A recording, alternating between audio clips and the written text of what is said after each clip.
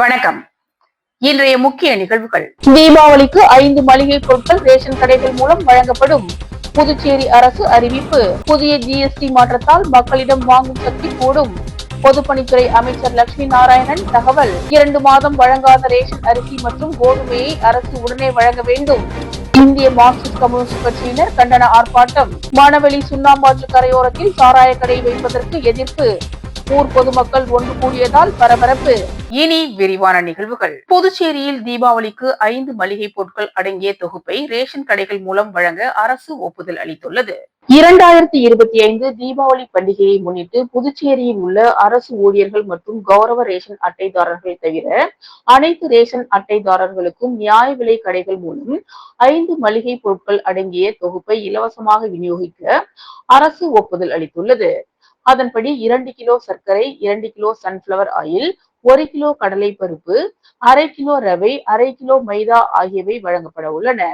இதனை ரேஷன் கொள்முதல் செய்து ரேஷன் கடைகளுக்கு விநியோகம் செய்ய கான்பட் நிறுவனம் தேர்வு செய்யப்பட்டுள்ளது. இதன்படி புதுச்சேரியில் 2,62,313 பேருக்கும், காரைக்காலில் 60,211, மாஹேவில் 7,980, ஏனாமில் 15,460 என மொத்தம் 3,45,974 ரேஷன் அட்டைதாரர்கள் பயன்பெறுவர். நாட்டின் 2.0 ஜிஎஸ்டி திருத்தத்தால் மக்களிடம் வாங்கும் சக்தி கூடும் என்று பொதுப்பணித்துறை அமைச்சர் லட்சுமி நாராயணன் கூறியுள்ளார். புதுவை அரசின் வணிக வரித்துறை சார்பில் அடுத்த தலைமுறைக்கான சேவை வழங்கும் ஜிஎஸ்டி சீர்திருத்தம் என்னும் தலைப்பில் வர்த்தக மற்றும் தொழில் கூட்டமைப்பு மற்றும் ஜிஎஸ்டி தொழில் வல்லுநர்களுடனான கலந்துரையாடல் கூட்டம் தனியார் உணவு விடுதியில் வெள்ளிக்கிழமை நடைபெற்றது.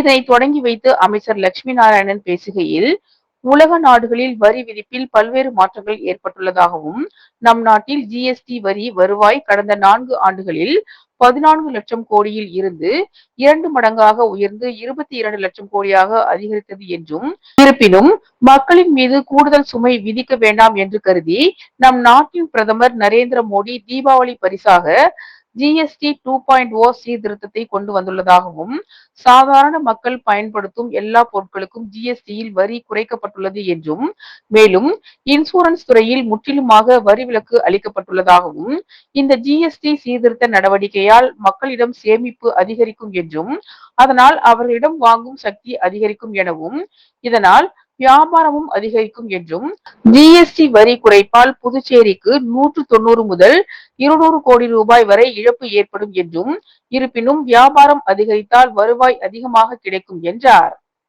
தலைமைச் செயலர் சரத் சௌஹான் பேசுகையில், ஜிஎஸ்டி சீர்திருத்தம் வரலாற்று முக்கியத்துவம் வாய்ந்தது என்றும், நம் நாட்டின் பிரதமர் நரேந்திர மோடி கூறியதை போன்று இந்தியாவில் தயாரிக்கப்பட்ட பொருள்களையே வாங்குவோம் என்றார். சட்டமன்ற உறுப்பினர் சிவசங்கரன், மாநில வரிக்கான ஆணையர் மற்றும் செயலாளர் யாசின், எம் சௌத்ரி உள்ளிட்டோர் கலந்து கொண்டு சிறப்பித்தனர். புதுச்சேரியில் 2 மாத காலமாக வழங்கப்படாமல் உள்ள ரேஷன் அரிசி உடனே வழங்க வேண்டும், கோதுமையையும் சேர்த்து வழங்க வேண்டும் உள்ளிட்ட பல்வேறு கோரிக்கைகளை வலியுறுத்தி இந்திய மார்க்சிஸ்ட் கம்யூனிஸ்ட் கட்சி சார்பில் மதகடிப்பட்டு பகுதியில் கண்டன ஆர்ப்பாட்டம் நடைபெற்றது. புதுச்சேரியில் 2 மாத காலமாக போடாத ரேஷன் அரிசியை உடனே வழங்க வேண்டும், 1 கிலோ கோதுமையும் சேர்த்து வழங்க வேண்டும், மின்துறையை தனியார் மயமாக்கும் முன் முயற்சியாக வீடுகளுக்கு ப்ரீபெய்டு மீட்டர் பொருத்தும் திட்டத்தை கைவிட வேண்டும் உள்ளிட்ட பல்வேறு கோரிக்கைகளை வலியுறுத்தி இந்திய மார்க்சிஸ்ட் கம்யூனிஸ்ட் கட்சி சார்பில் மதகடிப்பட்டு கடை வீதியில் கண்டன ஆர்ப்பாட்டம் நடைபெற்றது. ஆர்ப்பாட்டத்திற்கு கொம்யூன் செயலாளர் அன்புமணி தலைமை தாங்கினார். மாநில குழு சங்கர் முன்னிலை வகித்தார்.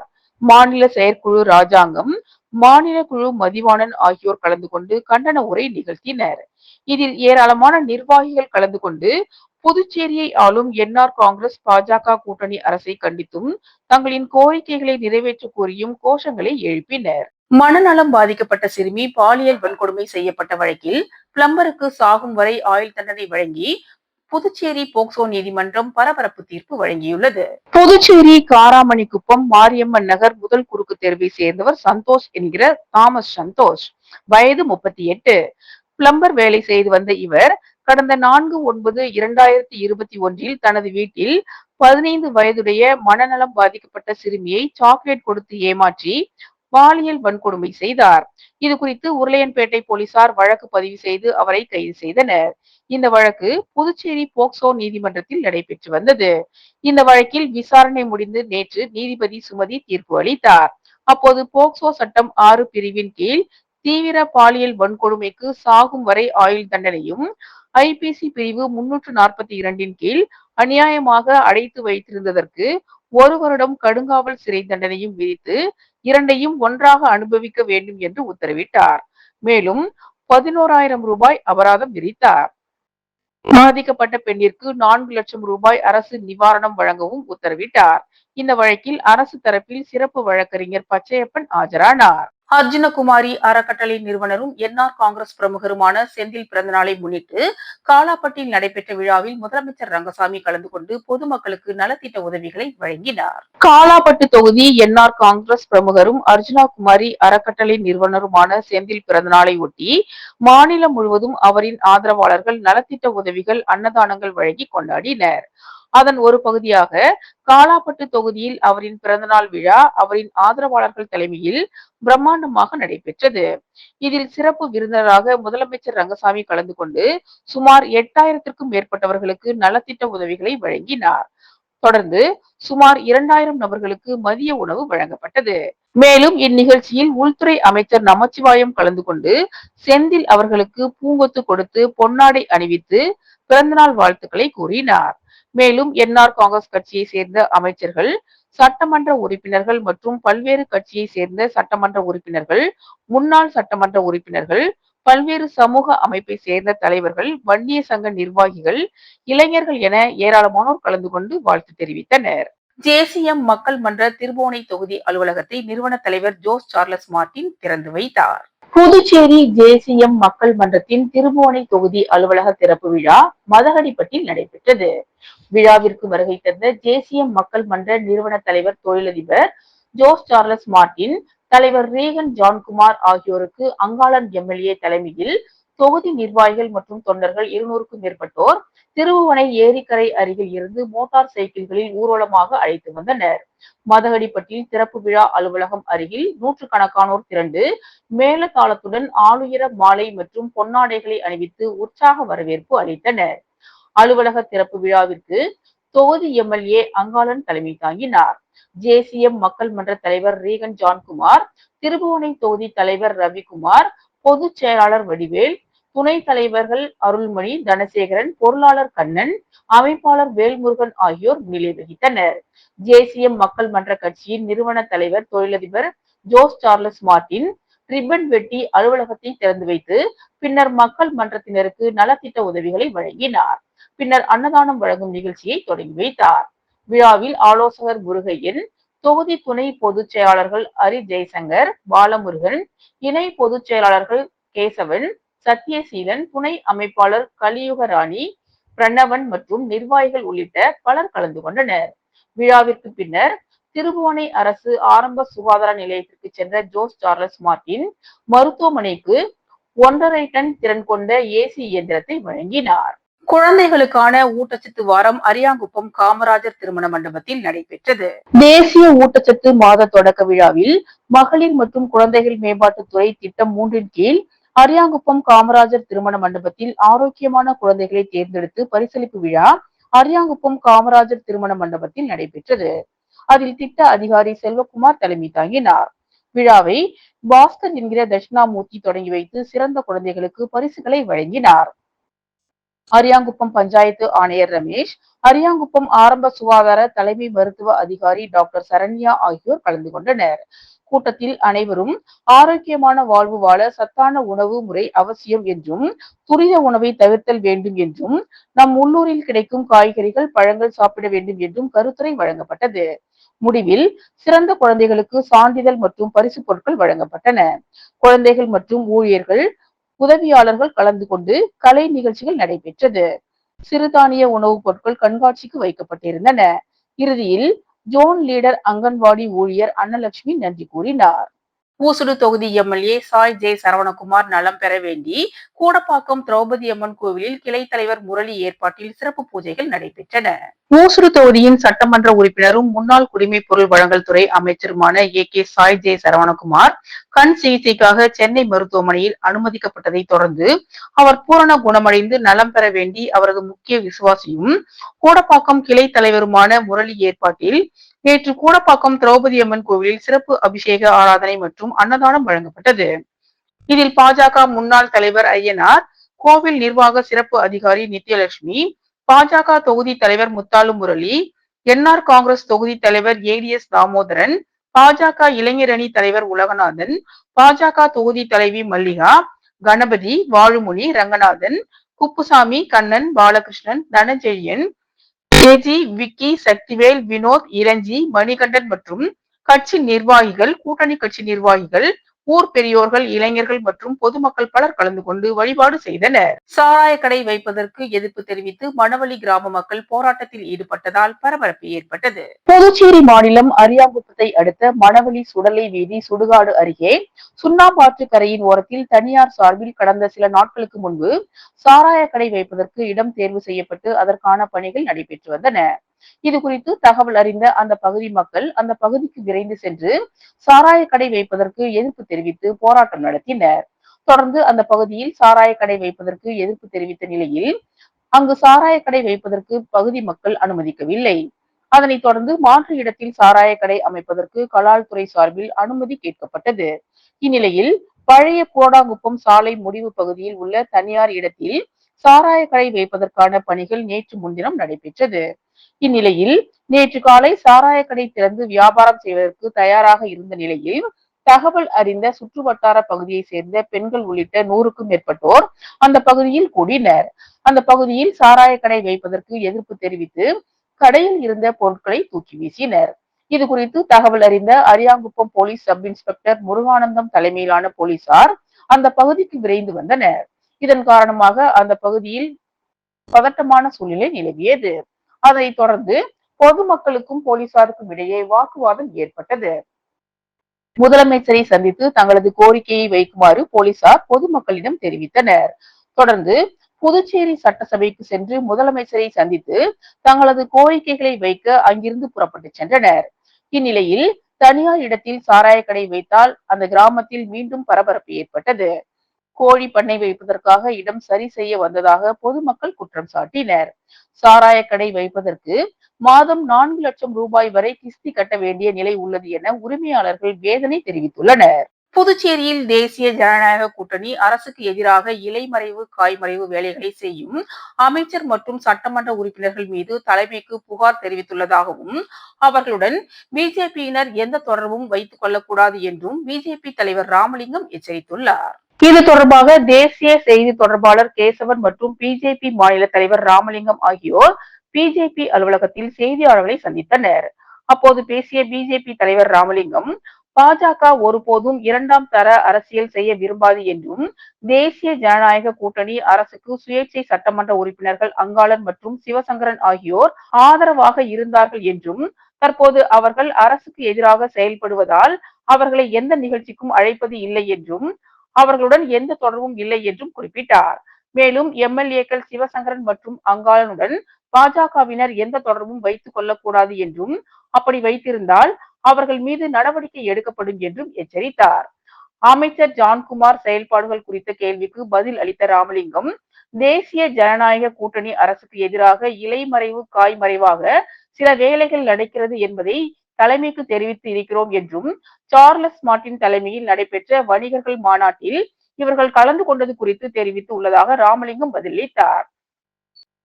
சார்லஸ் மார்டினை வருங்கால முதல்வர் என்று அழைப்பதாகவும் அப்படி என்றால் இவர்கள் எந்த அளவிற்கு ஊறிப்போய் இருக்கிறார்கள் என்பதை புரிந்து கொள்ள வேண்டும் என்று குறிப்பிட்ட ராமலிங்கம் நடிகர்கள் எல்லாம் அரசியலுக்கு வருகிறார்கள், அவர்களால் என்ன செய்ய முடியும் என்பதை மக்கள் புரிந்து கொள்ள வேண்டும், மாநிலம் மீண்டும் வளர்ச்சி அடைய வேண்டும் என்றால் தேசிய ஜனநாயக கூட்டணி ஆட்சியில் இருக்க வேண்டும் என்றும் வலியுறுத்தினார்.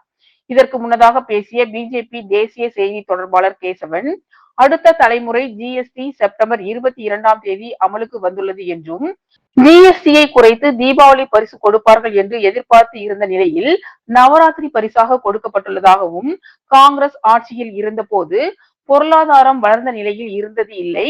தற்போது உலகிலேயே வேகமாக வளர்ந்து வரும் பொருளாதாரத்தில் 4வது நாடாக இருக்கிறோம் என்றும் குறிப்பிட்டார்.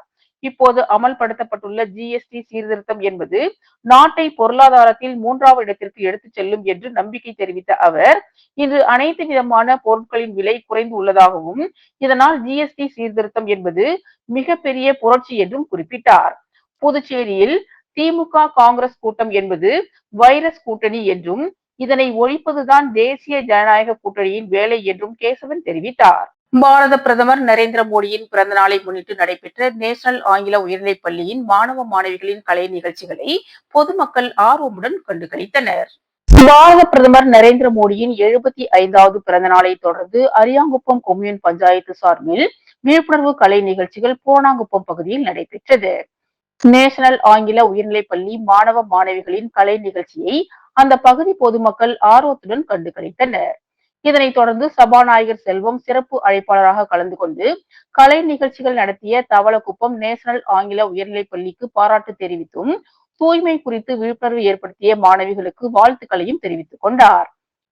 இதில் ஆணையர் ரமேஷ், உதவி பொறியாளர் நாகராஜன், இளநிலை பொறியாளர் அகிலன், வருவாய் ஆய்வாளர் புனிதவதி, கோவில் நிர்வாக அதிகாரி பாஸ்கரன், திருப்பணி குழு தலைவர் முருகேசன் மற்றும் கிராம முக்கிய பிரமுகர்கள், பொதுமக்கள், பள்ளி ஆசிரியர்கள் உள்ளிட்ட பலர் கலந்து கொண்டு சிறப்பித்தனர். வில்லியனூர் மற்றும் மங்களம் காவல் நிலையத்திற்கு உட்பட்ட பகுதிகளில் உள்ள ரவுடிகள் மற்றும் குற்றவாளிகள் குடியிருப்பு பகுதிகளில் மேற்கு எஸ்பி சுப்பிரமணியன் தலைமையில் சோதனை நடைபெற்றது. புதுச்சேரியில் குற்ற சம்பவங்களை தடுப்பதற்கும், குற்றங்களுக்கு சம்பந்தப்பட்ட குற்றவாளிகளை கண்காணிப்பதற்கும் புதுச்சேரி காவல்துறையினர் ரோந்து பணிகள் மூலமாக திடீரென சோதனை செய்து கண்காணித்து வருகின்றனர். அதன் அடிப்படையில் வில்லியனூர் மேற்கு காவல் கண்காணிப்பாளர் கட்டுப்பாட்டில் உள்ள வில்லியனூர் மற்றும் மங்களம் காவல் நிலையத்திற்கு உட்பட்ட பகுதிகளில் குற்ற சம்பவங்களை கண்காணிப்பதற்காகவும், ரவுடிகளின் வீடுகள் மற்றும் குற்றவாளிகளின் வீடுகளில் திடீரென சோதனை செய்யும் விதமாக ரோந்து பணி நடைபெற்றது. இதில் மேற்கு காவல் கண்காணிப்பாளர் சுப்பிரமணியன், வட்ட ஆய்வாளர் கலைச்செல்வன், வில்லியனூர் உதவி ஆய்வாளர் திருமுருகன் மற்றும் மங்களம் காவல் நிலைய உதவி ஆய்வாளர் பெரியசாமி மற்றும் காவல்துறையினர், குற்றப்பிரிவு காவலர்கள் சம்பந்தப்பட்ட பகுதிகளுக்கு சென்று திடீரென சோதனை செய்து குற்றவாளிகளின் வீடுகளுக்கு சென்று எச்சரிக்கை செய்தனர். மேலும் இந்நிகழ்ச்சியின் போது ஏராளமான போலீசார் ரோந்து பணியில் ஈடுபட்டிருந்தனர்.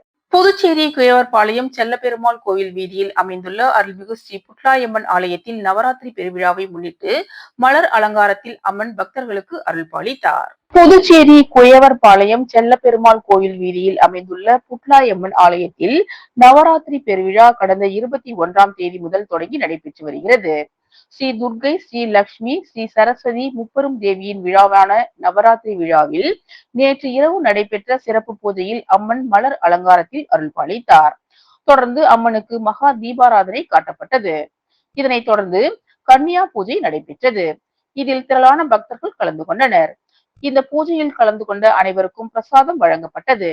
இதற்கான ஏற்பாடுகளை ஆலய அறங்காவல் குழு நிர்வாகிகள், ஊர் பொதுமக்கள், இளைஞர்கள் சிறப்பாக செய்திருந்தனர். கனமழையால் கம்பன் நகரில் மின்மாற்றி எரிந்ததை உடனடியாக களத்தில் இறங்கி மின்துறை ஊழியர்களை வரவழைத்து சரி செய்ய பாஜக துணைத் தலைவரும் சமூக சேவகருமான சரவணன் உதவி செய்தார். உழவர்கரை தொகுதி ரெட்டியார்பாளையம் கம்பன் நகரில் பெய்த கனமழையினால் மின்மாற்றி மற்றும் மின் கம்பிகளின் மீது மரங்கள் விழுந்து வெடித்ததில் ரெட்டியார்பாளையம் முழுவதும் மின் இணைப்பு துண்டிக்கப்பட்டது. இதனால் நகர் முழுவதும் இருளில் மூழ்கியது. உடனடியாக மின்துறை அதிகாரிகளுடன் தொடர்பு கொண்டு தகவல் தெரிவித்த மக்கள் சேவகர் உழவர்கரை சரவணன் இளைஞர்கள் துணை கொண்டு மின்துறை ஊழியர்களுடன் இணைந்து கொட்டும் மழையிலும் வேரோடு சாய்ந்த மிகப்பெரிய மரத்தினை வெட்டி அகற்றி மின் இணைப்புக்கு உதவி புரிந்தார். புதுச்சேரி உழவர்கரை தொகுதிக்கு உட்பட்ட ரெட்டியார்பாளையம் காவிரி நகரில் அமைந்துள்ள ஸ்ரீ ராஜராஜேஸ்வரி அம்மன் ஆலயத்தில் நவராத்திரி விழாவையொட்டி நடைபெற்ற சிறப்பு பூஜையில் பாஜக மாநில துணைத் தலைவர் சரவணன் குடும்பத்துடன் கலந்து கொண்டு அம்மனை வழிபட்டு பக்தர்களுக்கு நலத்திட்ட உதவிகளை வழங்கினார். புதுச்சேரி உழவர்கரை தொகுதிக்கு உட்பட்ட ரெட்டியார்பாளையம் காவிரி நகரில் அமைந்துள்ள ஸ்ரீ ராஜராஜேஸ்வரி அம்மன் ஆலயத்தில் நவராத்திரி பெருவிழா தொடங்கி நடைபெற்று வருகிறது. தொடர்ந்து அம்மன் முதல் நாளில் இந்திராணி அலங்காரத்திலும், 2ஆம் நாளில் வராகி அலங்காரத்திலும், 3ஆம் நாளில் அன்னபூரணி, 4ஆம் நாளில் கஜலட்சுமி அலங்காரத்தில் பக்தர்களுக்கு அருள்பாலித்த நிலையில், நேற்று இரவு நடைபெற்ற சிறப்பு பூஜையில் ரூபாய் நோட்டுகளால் அம்மன் அலங்கரிக்கப்பட்டு அம்மன் ஐஸ்வர்ய லட்சுமி அலங்காரத்தில் பக்தர்களுக்கு அருள்பாலித்தார். தொடர்ந்து அம்மனுக்கு சிறப்பு பூஜைகள் நடைபெற்றன. அதனைத் தொடர்ந்து அம்மனுக்கு மகா தீபாராதனையும் காட்டப்பட்டது. இதில் பாரதிய ஜனதா கட்சியின் மாநில துணைத் தலைவர் உழவர்கரை சரவணன் தனது குடும்பத்தினருடன் கலந்து கொண்டு அம்மனை வழிபட்டார். தொடர்ந்து அவருக்கு ஆலய நிர்வாகம் சார்பில் பரிவட்டம் கட்டி மாலை அணிவித்து வரவேற்பு அளிக்கப்பட்டது. இதில் திரளான பக்தர்கள் கலந்து கொண்டு சுவாமி தரிசனம் செய்தனர். இந்த பூஜையில் கலந்து கொண்ட பக்தர்கள் அனைவருக்கும் பாஜக மாநில துணைத் தலைவர் சரவணன் தனது குடும்பத்துடன் இணைந்து புடவை, இனிப்பு உள்ளிட்ட நலத்திட்ட உதவிகளை வழங்கினார். இந்த பூஜையில் கலந்து கொண்ட அனைவருக்கும் பிரசாதம் வழங்கப்பட்டது. இந்த நவராத்திரி விழாவினை அறங்காவலர் குழுவினர் சிறப்பாக ஏற்பாடு செய்திருந்தனர். இத்துடன் இன்றைய நிகழ்வுகள் நிறைவடைந்தன. வணக்கம்.